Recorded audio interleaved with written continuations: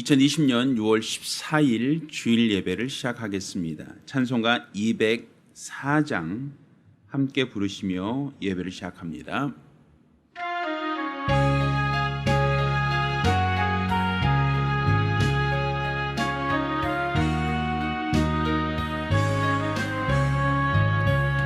예수로 나의 구주 삼고 성령과 피로써 거듭나니 이 세상에서 내 영혼이 하늘의 영광 누리도다.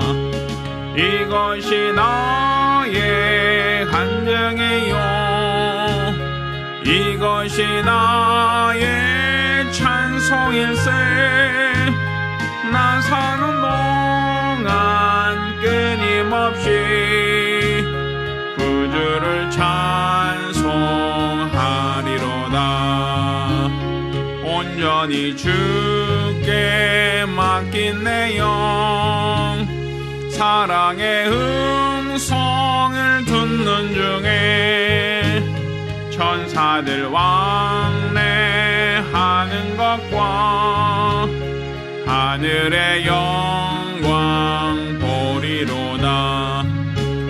이것이 나의 간증이요 이것이 나의 찬송일세.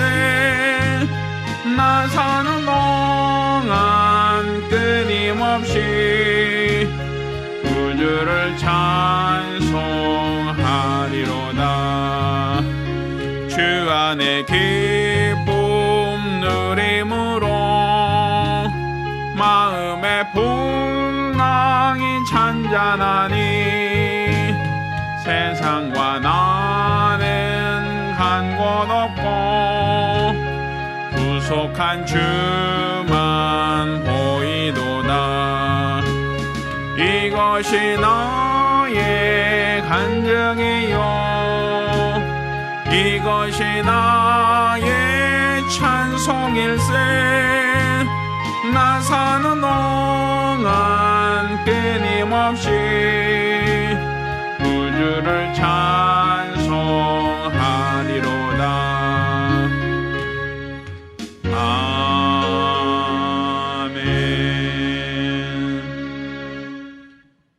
은혜로우신 아버지 하나님, 오늘 이와 같이 우리 하나님께 나와 믿음으로 예배케 하심을 감사드립니다. 우리가 드리는 이 예배가 하나님께 상달되어지며 우리 하나님을 기뻐하는 거룩한 예배가 될 수 있도록 도와주시옵소서. 하나님의 신령한 은혜와 성도의 믿음이 조화를 이루며 이로써 우리 하나님의 기쁨이 우리 안에 충만한 예배가 될 수 있도록 도와주시옵소서.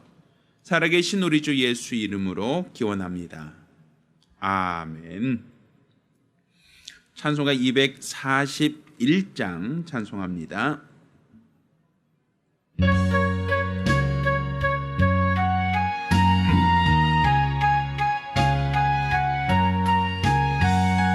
하나님 아버지 주신 책은 귀하고 중하신 말씀일세. 기쁘고 반가운 말씀 중에 날 사랑한단 말 참 좋도다. 주 나를 사랑하시오니 즐겁고도 즐겁도다. 주 나를 사랑하시오니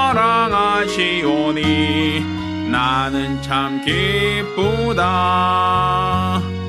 구속의 은혜를 저버리고 어긋난 딴 길로 가다가도 예수의 사랑만 생각하면 곧 다시 예수께 돌아오리. 주 나를 사랑하시오니 즐겁고도 즐겁도다. 주 나를 사랑하시오니 나는 참 기쁘다. 구주의 영광을 바라보며 예수의 사랑을 찬양하리. 영원히 찬양할 나의 노래. 예수의 사랑이 귀하도다. 주 나를 사랑하시오니 즐겁고도 즐겁도다. 주 나를 사랑하시오니 나는 참 기쁘다. 주 예수 날 사랑하시오니 내가 또 예수를 사랑하네. 날 구해 주시려 내려오사 십자가 위에서 죽으셨네. 주 나를 사랑하시오니 즐겁고도 즐겁도다. 주 나를 사랑하시오니 나는 참 기쁘다. 주 예수 날 사랑하시오니 마귀가 놀라서 물러가네.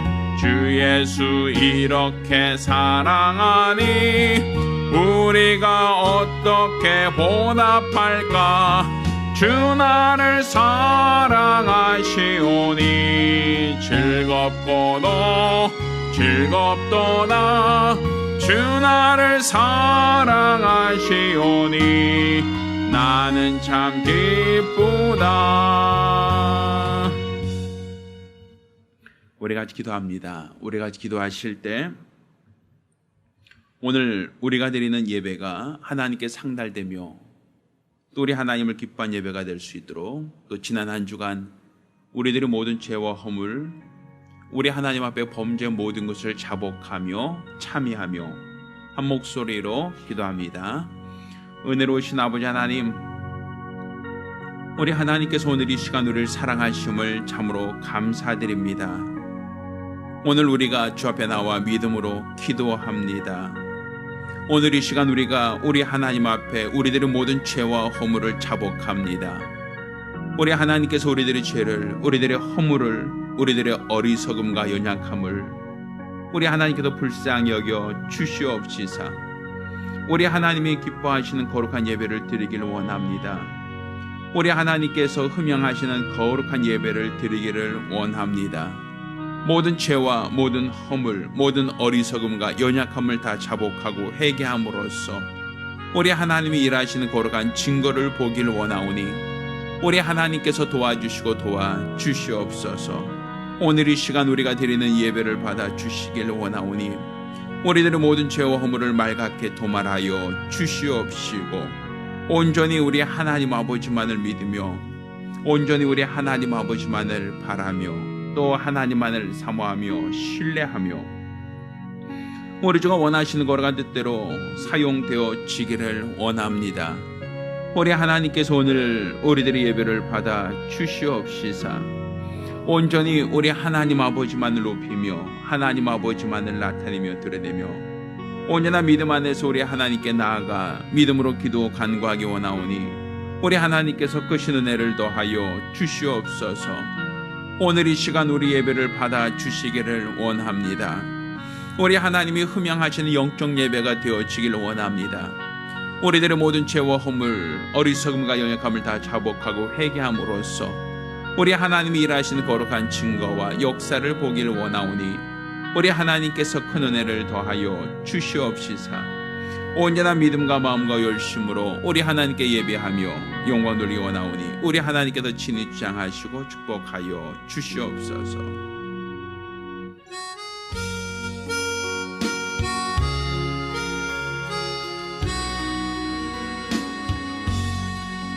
모든 영광을 하나님께 모든 영광을 하나님께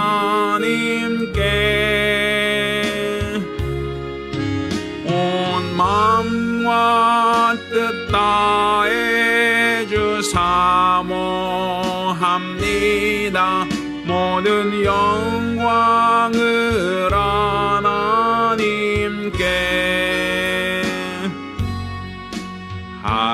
하나님 찬양 받으소서. 하나님 찬양 받으소서. 온 마음과 뜻 다해 주 찬양합니다. 하나님 찬양 받으소서.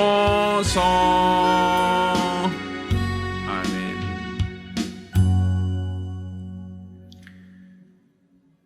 은혜로우신 아버지 하나님, 오늘 우리 주 앞에 나와 믿음으로 예배케 하심을 감사드립니다. 우리 하나님께 나와 믿음으로 예배할 때 공수로 나오지 않고 또 믿음으로 나와 예물 드린 우리 모든 성도들을 기억하여 주시옵시사. 드려진 모든 예물이 하나님께 상달되며 또 우리 하나님을 기뻐하는 거룩한 예물이 될 수 있도록 도와 주시옵소서. 수입의 10분의 1 구별하여 예물 드린 자를 복 주시고 또 매월 작전으로 월점 드린 자를 복 주시며 또 하나님께 감사함으로 감사 예물 드린 모든 자들도 하나님께서 일일이 기억하시고 은혜와 복을 더하여 주시옵소서. 영혼 구령을 위하여 애쓰고 수고하는 중에 선교 예물 드린 자들을 복 주시사 코로나19로 인하여 여러 가지 위축되고 어렵지만 영혼 구령의 그 불꽃은 더욱더 뜨겁게 타오를 수 있도록 도와 주시옵소서. 연복의 감사함으로 연방 모든 자들에게도 우리 하나님의 큰 은혜가 있게 하시고 하나님께서 복을 더하시는 믿음의 가정들이 될 수 있도록 도와 주시옵소서. 살아계신 우리 주 예수 이름으로 축복하며 기도합니다. 아멘. 오늘 주 앞에 감사하며 예물 드린 우리 모든 성도들과 가정들마다 하나님의 신령한 복과 은혜 있기를 예수 이름으로 축원합니다. 할렐루야. 하나님 말씀 함께 봉독하겠습니다. 하나님 말씀은 고린도전서 10장 1절로 13절까지 말씀을 교독하겠습니다. 고린도전서 10장 1절로 13절까지 말씀을 교독하실 때 마지막 절은 같이 읽습니다. 형제들아, 너희가 알지 못하기를 내가 원치 아니하노니 우리 조상들이 다 구름 아래 있고 바다 가운데로 지나며 모세에게 속하여 다 구름과 바다에서 침례를 받고 다 같은 신령한 식물을 먹으며 다 같은 신령한 음료를 마셨으니 이는 저희를 따르는 신령한 반석으로부터 마셨음에 그 반석은 곧 그리스도시라. 그러나 저희 다수를 하나님이 기뻐하지 아니하신 고로 저희가 광야에서 멸망을 받았느니라. 그런 일이 우리의 거울이 되어 우리로 하여금 저희가 악을 즐겨한 것 같이 즐겨하는 자가 되지 않게 하려 함이니 저희 중에 어떤 이들과 같이 너희는 우상 숭배한 자가 되지 말라. 기록된 바 백성이 앉아서 먹고 마시며 일어나서 뛰논다 함과 같으니라. 저희 중에 어떤 이들이 간음하다가 하루에 23,000명이 죽었나니 우리는 저희와 같이 간음하지 말자. 저희 중에 어떤 이들이 주를 시험하다가 뱀에게 멸망하였나니 우리는 저희와 같이 시험하지 말자. 저희 중에 어떤 이들이 원망하다가 멸망시키는 자에게 멸망하였나니 너희는 저희와 같이 원망하지 말라. 저희가 당한 이런 일이 거울이 되고 또한 말세를 만난 우리의 경계로 기록하였느니라. 그런즉 선조를 생각한 자는 넘어질까 조심하라. 같이 읽습니다. 사람이 감당할 시험 밖에는 너에게 당한 것이 없나니 오직 하나님은 미쁘사 너희가 감당치 못할 시험 당함을 허락지 아니하시고 시험 당할 즈음에 또한 피할 길을 내사 너희로 능히 감당하게 하시느니라. 아멘. 자, 오늘은 고린도전서 10장 말씀을 중심으로 말씀을 잘 닦여진 거울로 보아라 라는 제목으로 하나님 말씀을 함께 나누겠습니다. 하나님은 살아계신 참 신이십니다. 우리가 우상 숭배하는 자들처럼 막연하게 지성과 정성을 들이며 요행을 바라는 것은 결코 우리의 믿음이 아닙니다. 지금 우리가 드리는 이 예배는 살아계신 하나님, 지금도 살아서 동일하게 역사하시는 그 하나님께 대한 예배예요. 우리가 부르는 이 찬양도, 우리가 간구하는 모든 기도도 살아계신 하나님, 그분께 대한 우리 믿음을 고백하고 그분의 응답을 구하는 겁니다. 그렇지만 아쉬운 것, 안타까운 것은 많은 사람들이 이렇게 살아있는 하나님을 인정하지 않는다라는 겁니다.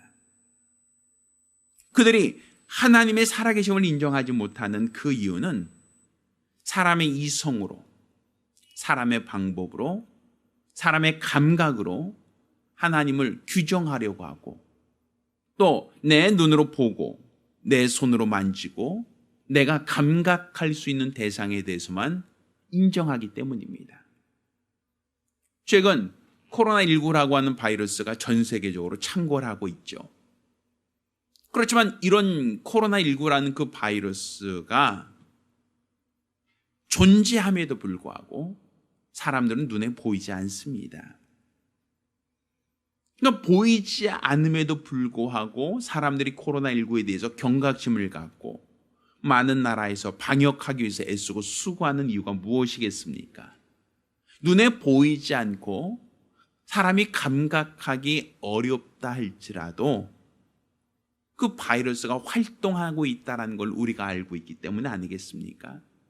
그 바이러스에 의해서 감염된 사람들의 증상과 또 그로 인하여 육체의 연약함 혹은 죽음에 이르는 사람들을 우리가 알고 있기 때문에 눈에 보이지 않음에도 불구하고 이런 바이러스에 대하여 사람들이 경각심을 갖고 주의하는 거 아니겠습니까? 단지 사람의 오감으로 감각이 안 된다라고 하여 없다라고 단정 지을 것이 아니라 나타난 증거, 나타난 현상을 통해서 우리는 하나님이 살아계시다, 하나님이 살아계시며 지금도 동일하게 역사하신다라는 것을 우리가 알고 믿을 필요가 있습니다. 하나님께서는 영이시기에 우리가 감각을 할 수는 없습니다. 그렇지만 하나님께서 살아계시다라고 하는 것을 하나님 스스로가 자신을 나타내셨습니다. 드러내셨습니다. 증거하셨습니다. 이렇게 하나님이 자기 자신의 살아계심을 하나님 스스로 증거하신 방법은 바로 말씀입니다. 요한복음 1장에도 태초에 말씀이 계시니라. 이 말씀이 하나님과 함께 계셨으니 이 말씀이 곧 하나님이시다라고 말하고 있죠. 그러니까 하나님은 어떤 형상화된 어떤 사람이 감각할 수 있는 감각의 대상으로서가 아니라 말씀으로서 자신을 나타내시고 드러내시길 원하신다라는 얘기입니다. 따라서 하나님을 말씀으로 진단할 수 있고 말씀으로 하나님을 알 수 있다라는 것이 성경이 우리에게 알려주고 있는 바이죠.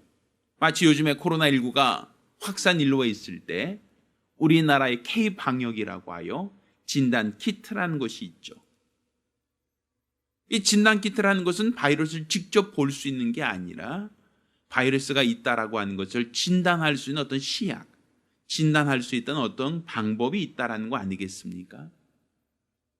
그러니까 이 시약에 넣으면 그 시약에 검출되면 결국에는 바이러스가 있다 없다라는 것을 사람들이 과학적으로 증명할 수 있듯이 바로 하나님을 직접 볼 수는 없지만 하나님은 말씀이라는 방법을 통해서만 하나님 자신을 나타내시고 드러내시기에 우리는 말씀으로 하나님을 찾아야 되고 말씀으로 하나님의 뜻을 깨달아야 되고 또 말씀 가운데 하나님을 만나야 한다라는 겁니다. 이게 바로 세상에 있는 수많은 종교들과 우리가 갖고 있는 신앙의 가장 근본적인 차이점이라고 말할 수 있는 겁니다.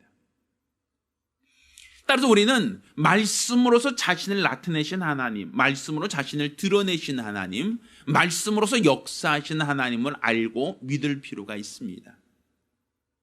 성경은 우리가 사는 이 세상, 우리 눈에 보이는 이 모든 만물이 우연이나 저절로 생긴 게 아니라 하나님이 말씀으로 창조하셨다라는 것을 말하고 있습니다. 하나님이 빛이 있으라 하심에 세상에 빛이 있었고, 하나님이 윗물과 아랫물로 궁창아 나눠져라 하심에 비로소 궁창이 나뉘어지기 시작했으며, 하나님이 가라사대 물 가운데 묻이 드러나라, 씨 맺는 채소가 자라나라 하고 하나님이 말씀하심에 그리 되었다라고 성경은 말하고 있죠. 하늘에 있는 수많은 해와 달과 별도, 또 사람의 눈으로 보이는 새나 혹은 바다의 물고기나 아니면 땅에 있는 모든 생물체들도 우연히 생긴 것들이 아니라 하나님이 가라사대 곧 말씀으로 창조하셨다라는 것을 성경은 우리에게 가르치고 있습니다. 따라서 하나님은 직접 보이지 않지만 말씀으로 자신을 나타내시고, 그 말씀이 응하여지는, 그 말씀이 성취되어지는 그 과정을 통하여 우리는 하나님이 살아계시다, 하나님이 참신이시다라는 것을 알 수 있는 겁니다. 이렇게 하나님이 말씀으로 자신을 나타내시는데, 우리는 성경 창세기, 출애굽기, 레위기, 민수기, 신명기를 모세 오경이라고 얘기합니다. 그것은 모세에 의해서 기록된 성경이라는 의미가 되겠죠. 근데 사실 모세는 하나님께서 빛이 있으라 하시는 것을 보지 못했습니다. 그 당시 살지 못했다는 얘기입니다. 모세는 하나님께서 윗물과 아랫물을 나누어라 할 때 그 자리에 있었던 건 아닙니다. 모세는 하나님께서 아브라함을 부르시고 이삭과 야곱을 부르시는 그 장면을 직접 그 옆에서 목격한 것은 없습니다. 그런데 하나님께서 모세를 통하여 하나님이 이전에 행하셨던 일, 빛이 있으라 하시고 궁창을 나누시고 물 가운데 묻이 드러나게 하시며 해와 달과 별을 두시고 공중의 새와 물고기와 육축을 두시는 그 모든 과정들을 하나님이 모세에게 직접 보여주시며 그에게 기록으로 남기게 하셨습니다. 그래서 이렇게 문자로서 남겨져 있는 이 성경, 이 성경은 모세의 창작으로 저술되어진 어떤 도서가 아니라 하나님께서 모세를 통하여 기록으로 남겨두게 하신 책이란 말입니다. 그러면 하나님께서 아브라함에게 하셨던 말씀, 이삭에게 하셨던 말씀, 야곱과 요셉에게 하셨던 모든 말씀들을, 그것을 들을 수 있었던 사람, 그 당시에 살았던 아브라함, 그 당시에 그 자리에 있었던 이삭, 야곱은 하나님의 음성을 들었으니까 하나님의 음성을 듣고 분별할 수 있었겠죠. 그때 하나님 말씀대로 살고 하나님 뜻대로 살았던 사람들은 그때 직접 자신이 들었으니 그 말씀의 권위를 둘 수 있었겠죠. 그렇지만 아브라함이 죽은 이후, 이삭이 죽은 이후, 야곱이 죽은 이후 하나님이 직접 말씀하셨으나 그 말씀을 들은 사람은 없단 말이에요. 하나님이 직접 말씀하셨으나 그 말씀을 들은 사람이 죽으면 결국 하나님의 말씀도 그 사람과 함께 사라져버린단 말이에요. 직접 들었던 그 현장에 있던 사람은 기억하고 있고 알고 있지만 그 말씀을 직접 받았던 사람이 죽으면 결국 하나님 말씀은 거기서 중단되거나 끝쳐질 수밖에 없다는 얘기죠. 그 사람이 자기가 들었던 말씀을 자식에게 유언으로 남길 수는 있어요. 내가 이런 말 들었어. 또 내가 내 가족과 이웃들에게 내가 들은 말씀을 그들에게 전할 수는 있어요. 내가 이런 얘기를 들은 적이 있어. 그렇게 구두상으로 전할 수는 있겠죠. 구전이라고 얘기합니다. 그런데 문제는 이렇게 구전을 통해서 전달되다 보면 사람이 기억력이 온전하지 않다 보니 하나님 말씀이 한 대를 지나고 두 세대, 세 세대를 지나다 보면 그 말씀이 점점 왜곡되어질 수 있단 말이에요. 아마 제가 오늘 설교한 내용을 여러분이 잘 들었을 겁니다. 그리고 설교한 내용을 다른 사람에게 똑같이 전하라고 할 때 녹음기 틀어놓듯이 똑같이 할 수 있겠습니까? 대략적으로 목사님이 이런 얘기 하지 않았을까라고 하면 내가 들었던 내용 중에서 핵심적인 몇 가지 얘기는 할 수 있을 줄 몰라요. 그렇지만 내가 기억하지 못하는 것, 내가 기억이 안 나는 것들은 대충 사람들이 얼버무릴 수밖에 없다는 얘기죠. 한번 우리 테스트 해볼까요? 우리 지난주 설교 내용이 뭐였죠? 제목이 뭐였죠? 본문이 뭐였죠? 옆 사람에게 설명한다라고 하면 제가 설교했던 내용 중에 몇 분 정도 설명할 수 있겠습니까?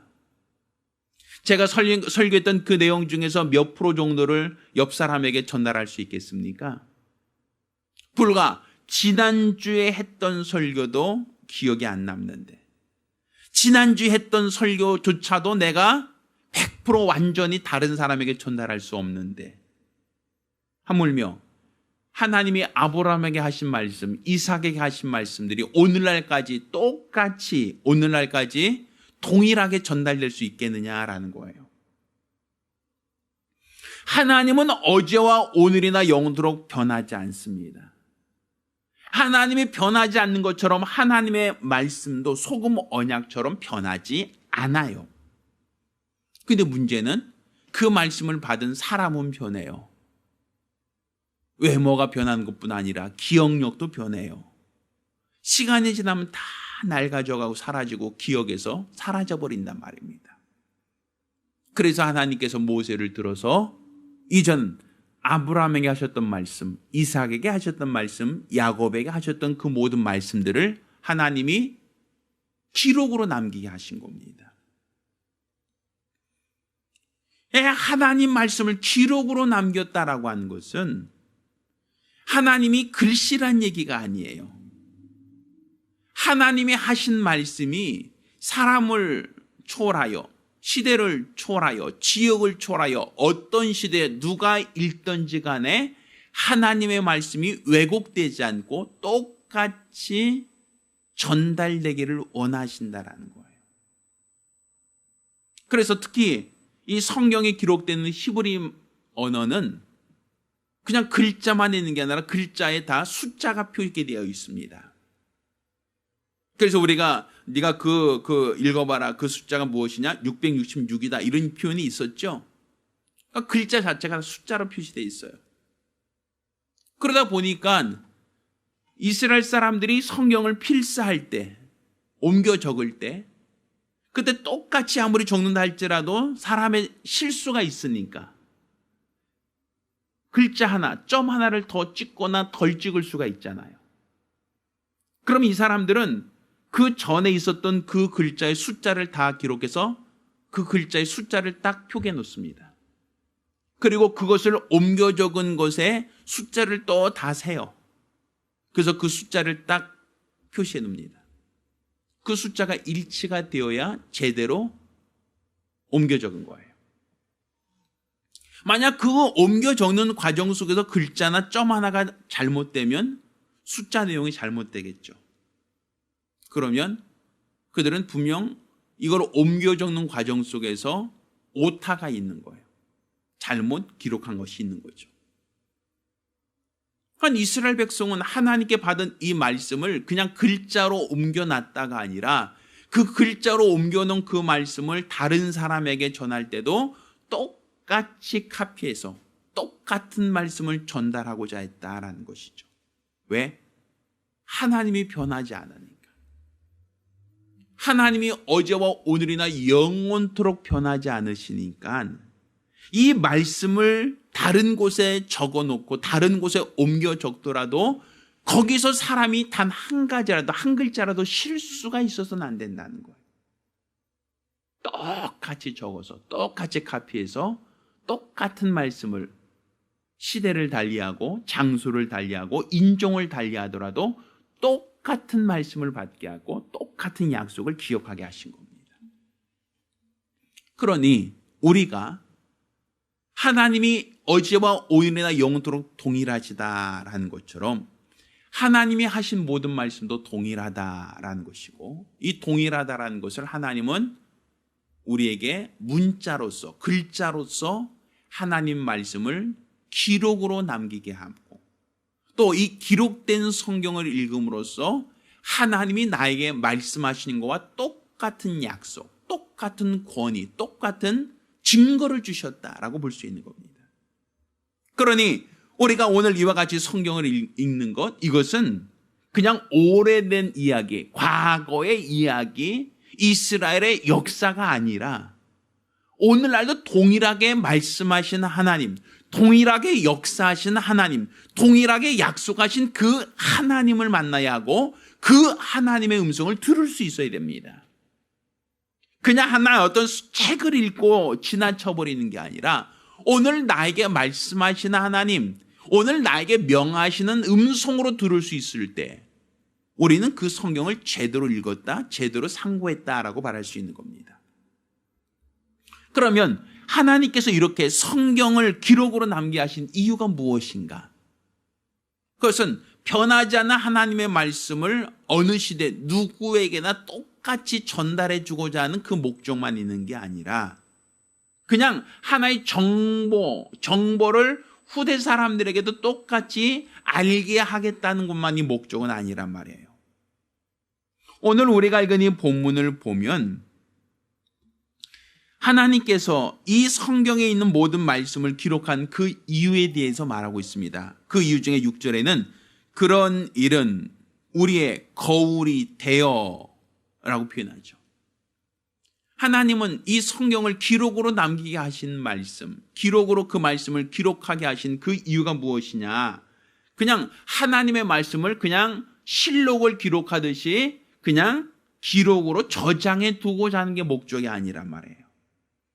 하나님 말씀이 변하지 않으니까 변하지 않는 하나님 말씀을 저장하자, 후대 사람에게 그런 정보를 알려주자라는 것만이 목적이 아니라 이 성경을 거울로 삼아서 어느 시대 누구든지 이 성경을 읽는 사람들이 하나님 말씀으로 자기 자신을 비춰보기를 원하신다라는 것.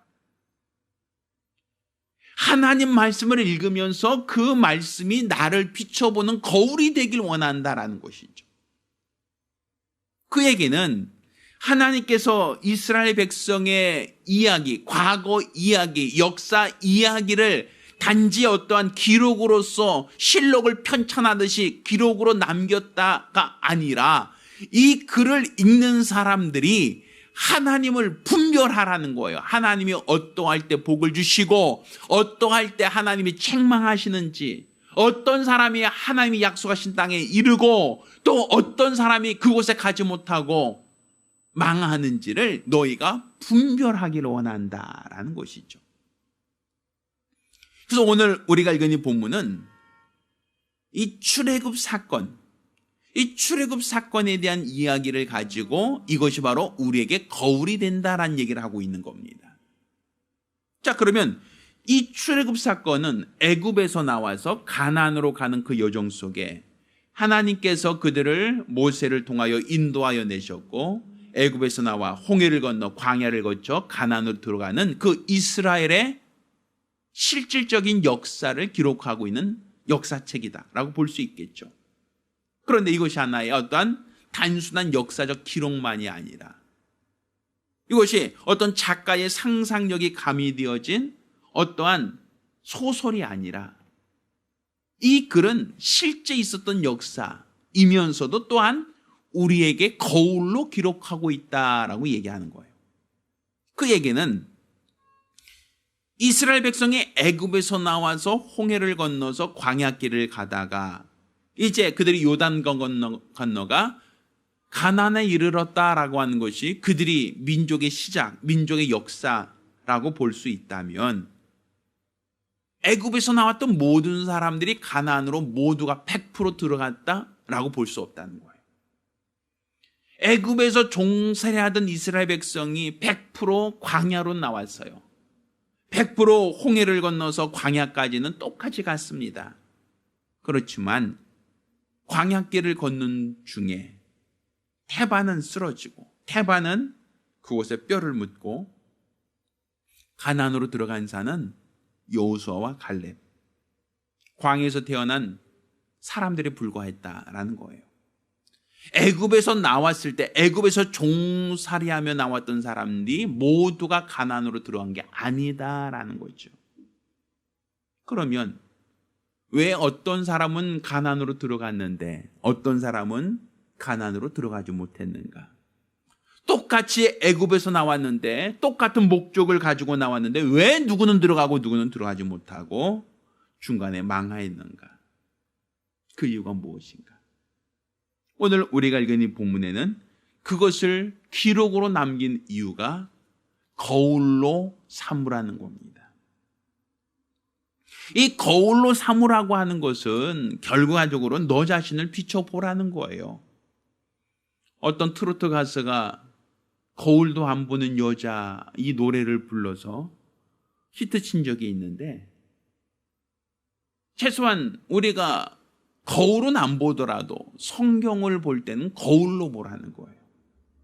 그러니까 성경에 있는 이 사건들이 과거 이야기, 오래된 이야기, 옛날 이야기가 아니라 그 사건이 나를 비춰보라는 거예요. 그 사건으로 나를 점검해 보라는 거예요. 그 사건으로 나를 진단해 보라는 거예요.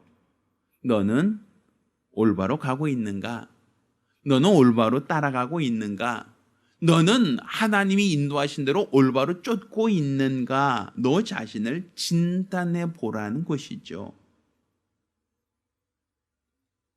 그냥 막연하게 그냥 과거 옛날 이야기가 아니라 하나님의 말씀으로 나를 비춰보았을 때 나는 하나님이 원하신 길로 행하고 있는가? 하나님이 기뻐하신 길로 행하고 있는가? 하나님이 이끄신 대로 따라가고 있느냐라는 거예요. 이 말씀으로 나를 진단해 보았을 때 내가 혹 애굽에서 나왔던 이스라엘 백성들 중에 광야에서 뼈를 묻었던 사람들처럼 하나님을 믿지 못함으로, 하나님을 불신함으로, 하나님을 원망하고, 하나님께 불평하고, 하나님을 시험하다가 망하고 있진 않느냐라는 거예요. 결국 애굽에서 나와서 광야를 거쳐 가나안으로 들어가는 이 모든 과정, 그건 하나의 이스라엘의 역사이지만 그것은 단순히 이스라엘의 역사만이 아니라 예수 그리스도께서도 앞서 가신 길이고 또 우리 역시도 그 길로 가야 한다는 거죠. 예수 그리스도께서도 그가 말씀으로서 하나님과 함께 계셨던 분이 이 땅에 오셨고 또 이 땅에 단순히 오신 것만이 아니라 그가 광야에서 40일간 시험을 받으셨다라고 하는 얘기를 성경은 기록하고 있습니다. 왜 그가 침례를 받고 광야로 가셔서 40일을 시험 받으셨는가? 아니, 그가 요단강에서 요한에게 침례를 받았다? 그리고 성령이 그를 이끌고 광야로 가서 광야에서 40일을 그가 줄이시며 마귀에게 시험을 당하셨다. 왜? 침례를 받자마자 성령은 그를 광야로 몰아내셨는가? 이것은 이스라엘 백성이 오늘 본문에 있는 것처럼 우리 조상들이 다 구름 아래 있고 바다 가운데로 지나며 모세에게 속하여 구름과 바다에서 침례를 받았다. 결국 홍해를 건넌 얘기를 하고 있습니다. 홍해를 건넌 그 사건을 성경은 침례를 받았다라고 표현하고 있죠. 그러니까 예수 그리스도께서도 침례를 받고 요단강에서 침례를 받고 나서 그분을 성령이 어디로 몰아내셨다? 광야로 몰아내서 광야에서 뭐 하셨다? 40일을 줄이셨다. 40일을 뭐 하셨다? 시험, 그 줄이신 이 시험 받았다고 하지 않습니까? 이스라엘 백성도 애굽에 있다가 그들이 종살이하던 애굽 생활을 뒤로하고 홍해를 건너 침례를 받고 그들이 처음으로 발을 디딘 곳이 어디다? 광야라는 곳이죠. 그리고 그들은 40일이 아니라 40년간 광야에서 뭘 받아요? 시험을 받았다는 얘기죠. 먹을 것이 없고 또 물이 없고 건조한 땅, 불뱀과 전갈이 있는 땅에서 그들이 시험을 받았다라고 말하고 있죠.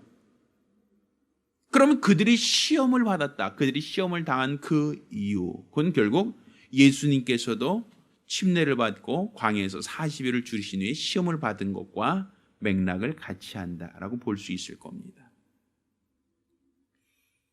그렇지만 예수 그리스도께서는 얼만큼 시험 받으셨는가? 결국은 육체로서 죽음을 당하시기까지 시험을 당하셨죠. 그렇지만 그가 결국에는 하나님이 그를 위하여 예비하신 새 하늘과 새 땅, 아버지 우편 하늘로 올라가셨다라고 말하지 않습니까? 이스라엘 백성은 광야에서 40년을 기다리는 중에 태반은 거기 죽어요. 요단강을 건너가지 못해요. 태반은 가나안 땅을 밟지 못해요. 누구만 들어갑니까? 여호수아와 갈렙이라는 그 믿음의 사람만 들어갔고, 광야길을 걸어가면서 하나님을 원망하던 사람들, 하나님을 불평하던 사람들, 하나님을 시험하던 사람들, 하나님을 대적했던 그 모든 사람들은 결국은 요단강을 건너갈 수도 가나안 땅으로 들어갈 수 없었어요. 광야에서 다 그들은 뼈를 묻을 수밖에 없었다라고 성경은 말하고 있죠. 결국 하나님께서는 분명 가나안 땅을 약속하셨는데 이 광야라고 하는 곳은 알곡과 쭉정이를 구별하는 키의 역할을 했다라는 거예요.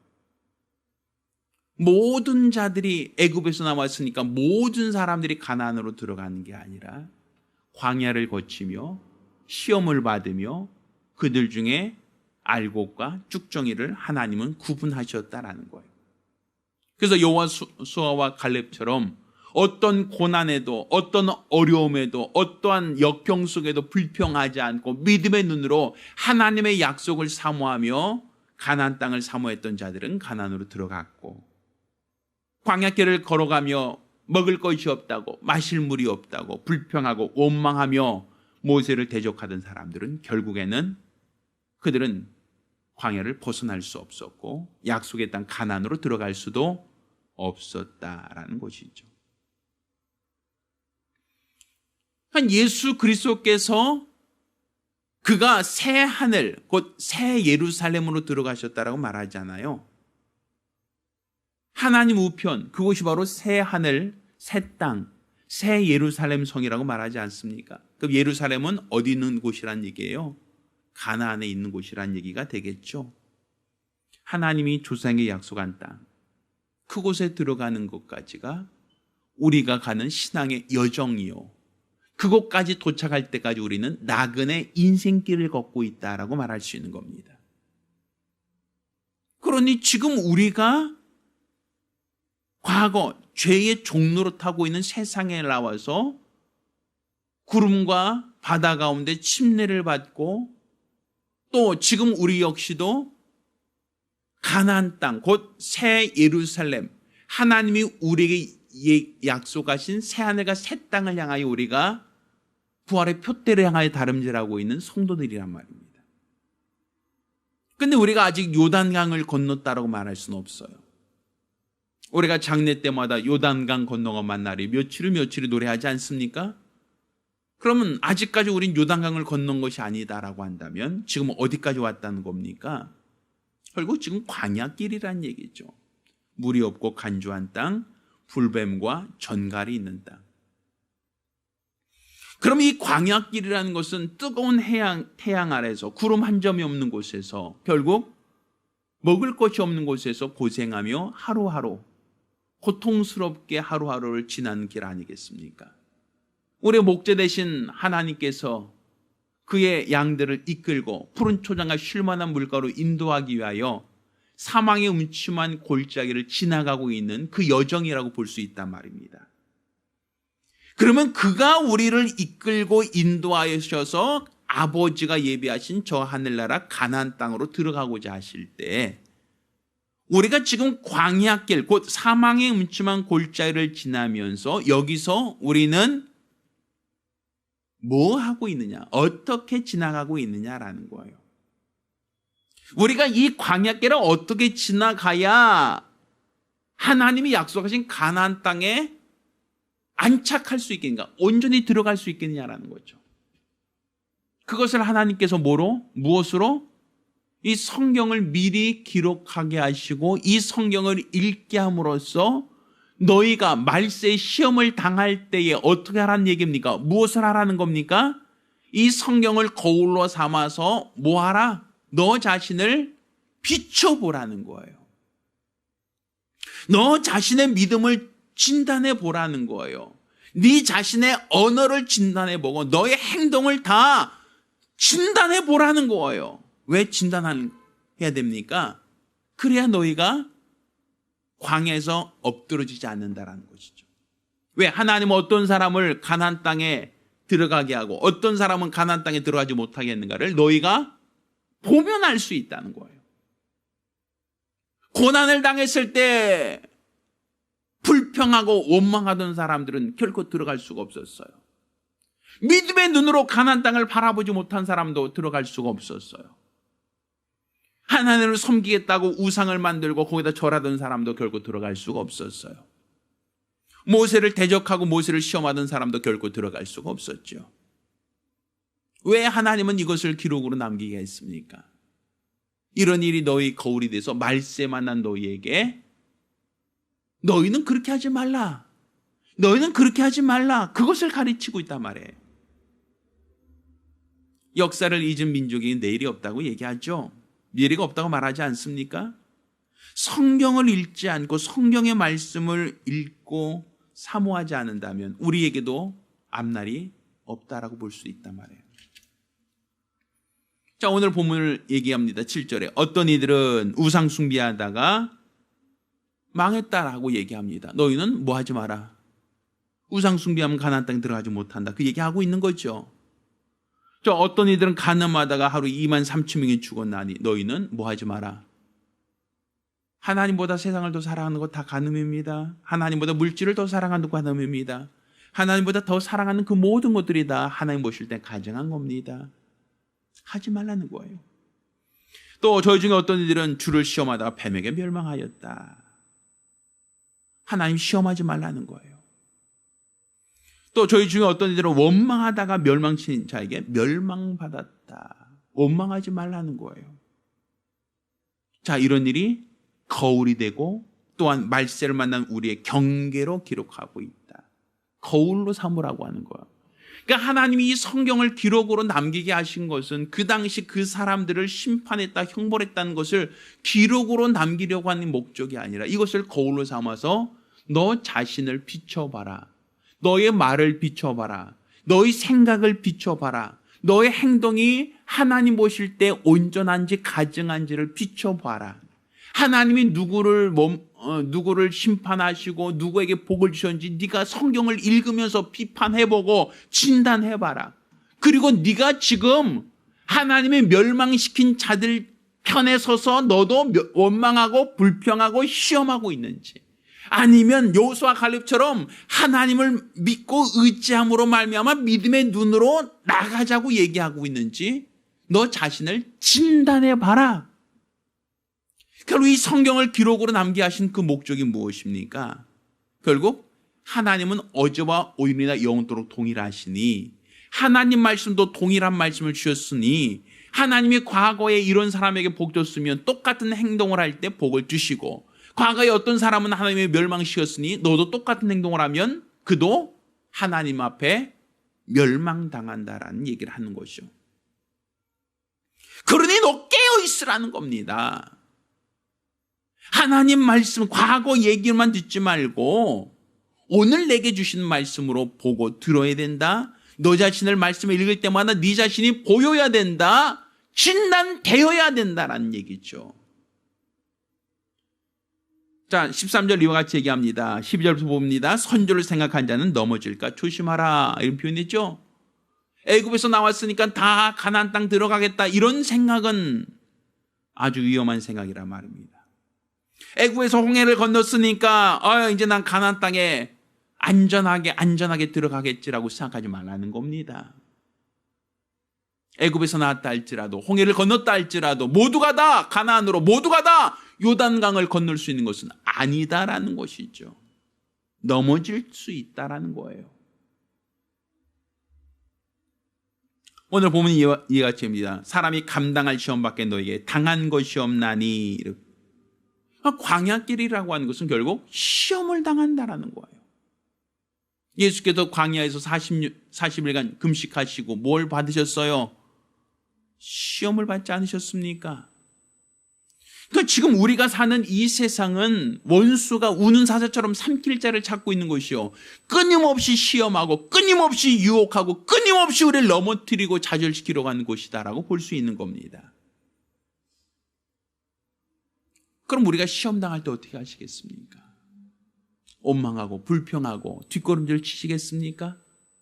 내가 애굽이 더 좋았습니다라고 애굽을 사모하며 그때가 좋았습니다라고 다시금 뒷걸음질 치시겠습니까?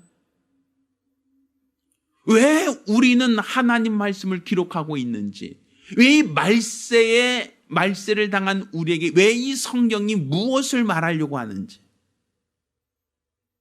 결국 하나님은 미쁘사 너희가 감당치 못할 시험 당함을 허락지 아니하시고, 또한 시험 당할 즈음에 또한 피할 길을 내사 너희로 능히 감당케 하신다라고 말씀하셨습니다.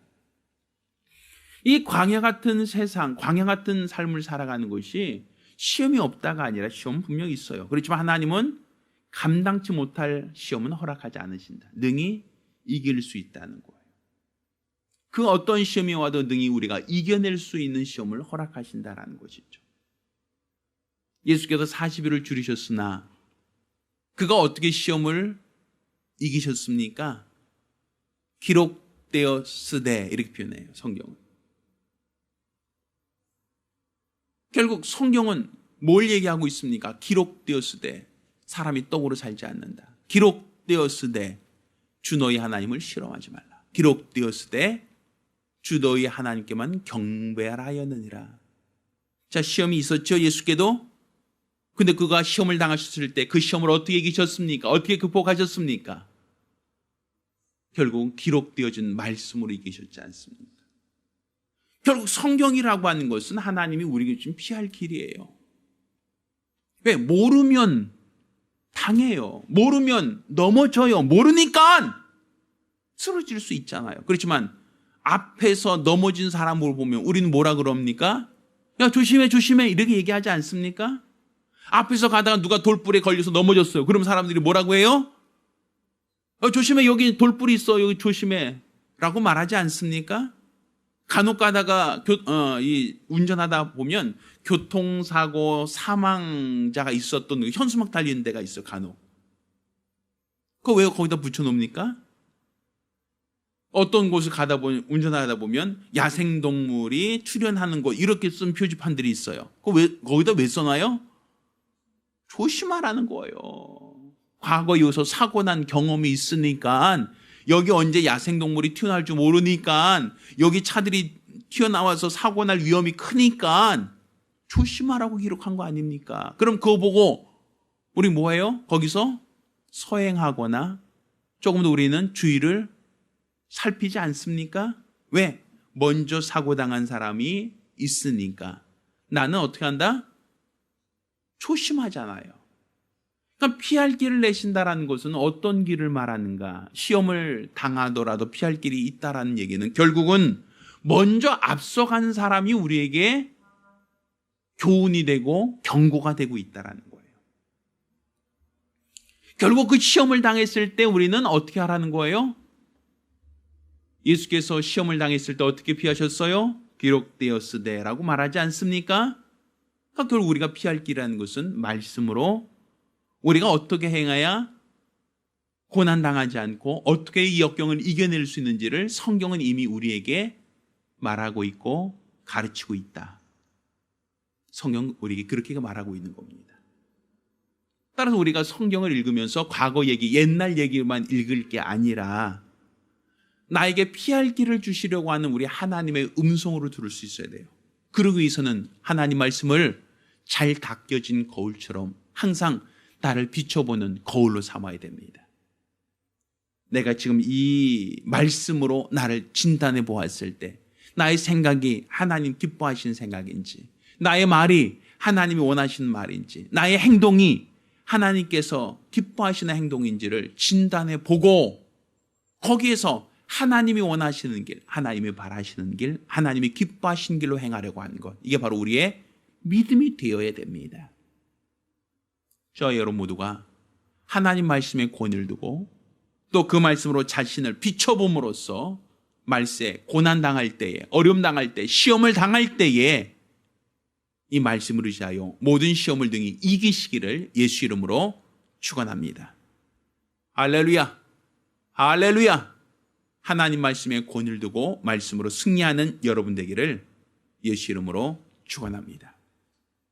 기도하겠습니다. 우리가 기도하실 때 주여 나로 하나님 말씀으로 나를 비춰보고 그 말씀으로 나를 진단하여 내 생각이, 나의 말이, 나의 행동이 하나님 앞에 가증하지 않은지, 또 원수가 나를 시험할 때 항상 말씀으로 나를 비춰보고 그 말씀을 의지하여 모든 시험과 모든 유혹을 이길 수 있는 자가 될 수 있도록 위하여 한 목소리로 기도합니다.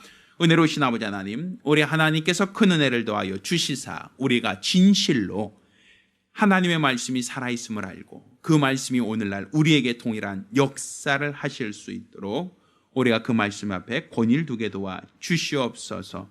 우리 하나님께서 우리에게 명하신 말씀, 우리가 부탁하신 이 모든 말씀이 살아있사오매 우리가 그 말씀으로 나 자신을 비춰보고 진단함으로써 말세 시험을 당할 때 우리가 감당할 시험밖에 허락지 아니하셨다 하시고 피할 길을 예비하셨다 하셨사오니 우리 주 예수께서 말씀을 의지하여 모든 시험을 이기셨던 것처럼 기록되었으되라고 하며 기록된 하나님의 말씀을 의지하여 모든 시험과 유혹을 이기고 결국 그가 아버지가 예비하신 하늘 저 영광의 나라에 들어가셨던 것처럼 우리도 모든 시험을 이기고 주를 따라서 영광의 날에 들어갈 수 있는 믿음의 사람들이 되어질 수 있도록 도와 주시옵소서.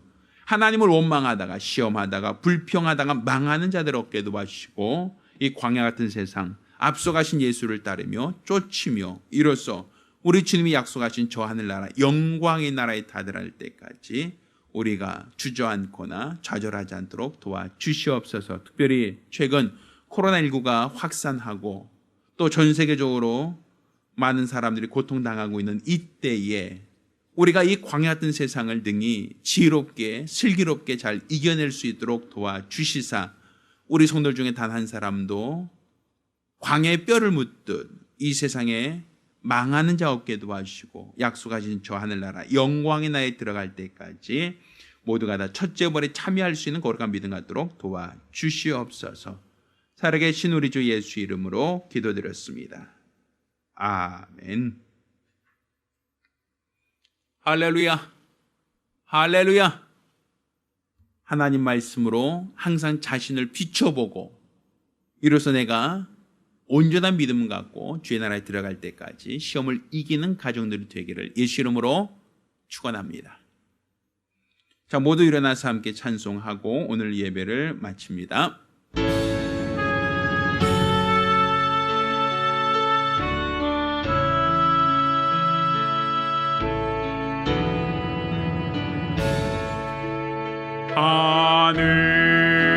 하늘에 계신 아버지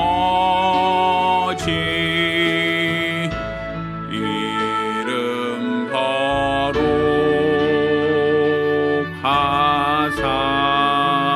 거룩하사 주님 나라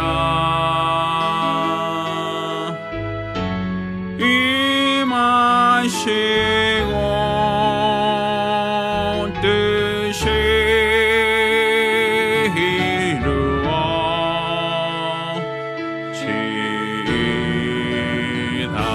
이루어지이다. 일용할 양식 주시고 우리들의 큰 죄 다 용서하옵시고 또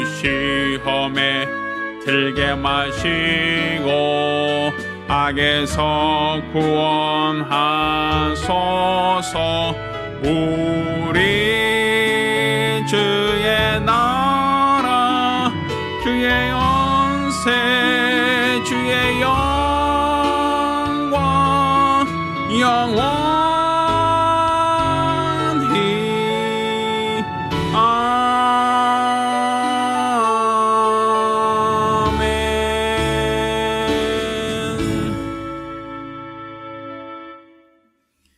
이제는 우리 주 예수 그리스도의 은혜와 아버지 하나님의 극진하신 사랑과 보혜사 성령님의 교통하시고 역사하심이 오늘과 같이 하나님의 거룩한 뜻을 쫓아 말씀으로 자신을 비춰보고 이로써 하나님이 기뻐하시는 영적 생활하기로 결심한 우리 모든 성도들과 가정들 위해 이제로부터 영원까지 함께 있을지어다. 아멘. 우리 하나님께 영광의 박수 돌리겠습니다.